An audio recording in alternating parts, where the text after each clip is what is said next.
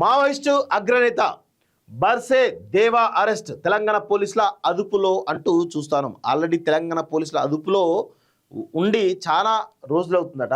So ఆయనతో పాటు 19 మంది నక్సలైట్లను ఈరోజు అరెస్ట్ చేయడం జరిగిందని చెప్పేసి తెలుస్తూ ఉంది. సో హిడ్మాకు సన్నిహితుడు, ఆయన ఆదివాసీ నాయకుడు. సో హిడ్మాతో పాటు చాలా కీలకంగా మావోయిస్ట్ పార్టీలో వ్యవహరించిండు అనేది చాలా స్పష్టంగా తెలుస్తుంది. ఇది మావోయిస్ట్ పార్టీ అగ్రనేత ఎవరైతే హిడ్మా ఉన్నాడో, హిడ్మా ఈయన ఇద్దరు పక్కపక్క ఇండ్లు పక్కపక్క ఊర్లో తెలియదు కానీ మొత్తం దగ్గర వ్యక్తులే. సో మొన్న వాళ్ళ మనోళ్ళు పోయినప్పుడు నాకు అర్థమైంది.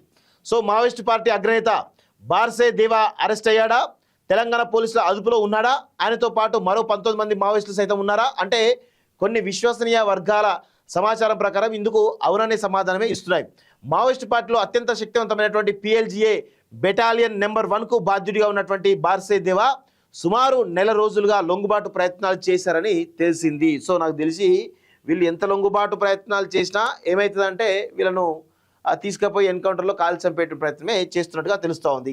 ప్రస్తుతం తెలంగాణ పోలీసుల అదుపులో ఉన్నట్లు సమాచారం. డిసెంబర్ 28న ములుగు జిల్లాలో దేవాను అరెస్ట్ చేసినట్టు తెలుస్తున్నది.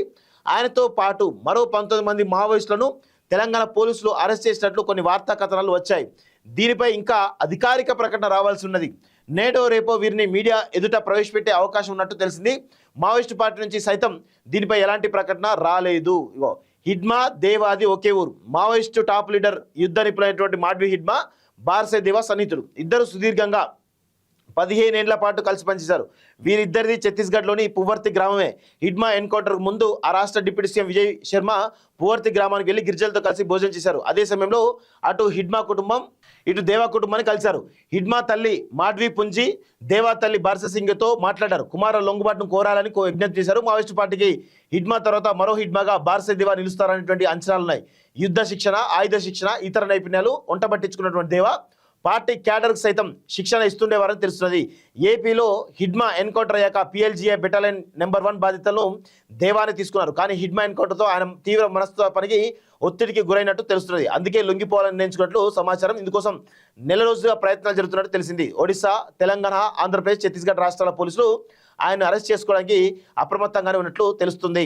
దేవాపై 50 లక్షల రివార్డు ఉన్నట్టుగా తెలుస్తూ ఉంది. సో హిడ్మాకు అత్యంత సన్నిహితుడు, హిడ్మా గ్రామ వాసి అయినటువంటి సహచరి అయినటువంటి దేవా ఎవరైతే ఉన్నారో ఆయన కూడా ఈరోజు మావోయిస్టు పార్టీలో చాలా కీలకంగా ఉన్నాడు. సో ఆయనని ఇప్పుడు ఆ కమాండర్ బాధ్యతలు మొత్తం కూడా హిడ్మా ఎన్కౌంటర్ అయిన తర్వాత ఆయననే ఆ బాధ్యత చూస్తున్నట్టుగా అర్థమవుతుంది. సో మొత్తానికైతే హిడ్మా చనిపోవడంతో మనస్తాపానికి గురైనటువంటి దేవా ఆయన లొంగిపోవడానికి గత కొన్ని రోజులుగా ప్రయత్నం చేస్తున్నట్టు తెలుస్తోంది. సో ఆయన ప్రస్తుతం తెలంగాణ పోలీసుల అదుపులో ఉన్నాడు అని చెప్పేసి చాలా స్పష్టంగా తెలుస్తోంది. సో ఈ క్రమంలో తెలంగాణ పోలీసుల అదుపులో ఉన్నటువంటి దేవాను మరి బయటికి చూపిస్తారా, లేదంటే మరి తీసుకుపోయి ఎక్కడైనా ఎన్కౌంటర్ చేస్తారా అనేటువంటి అనుమానాలు చాలా బలంగా వ్యక్తమవుతా ఉన్నాయి.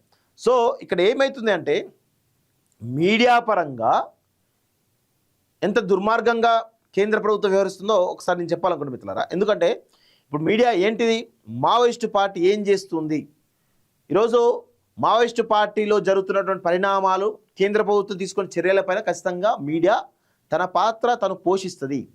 ఈ క్రమంలో చాలా రిస్క్ జర్నీ చేస్తారు ఇందులో ఉన్నవాళ్ళు.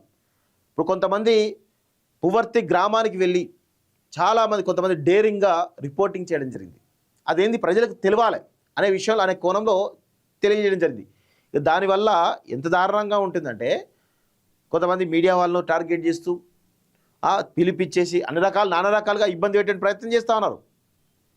ఇంత దారుణమైన పరిస్థితి లేదు. ఇది రాజ్యాంగానికి విరుద్ధంగా ఇక్కడ ఉన్నటువంటి దర్యాప్తు సంస్థలు కేవలం అమిత్ షా కొమ్ము కాస్తున్నాయా అనేటువంటి ధోరణిలో మనకు చాలా స్పష్టంగా కనబడతా ఉంది. ఇది ఎక్కడ కూడా ప్రజలు గమనించారని అనుకుంటారేమో. ఖచ్చితంగా ప్రజలు అన్ని గమనిస్తారు, అన్ని గమనించే చూస్తారు. ప్రతి ఒక్కరు కూడా అంత ఈజీగా ఉండదనేది గుర్తుపెట్టుకోవాలి.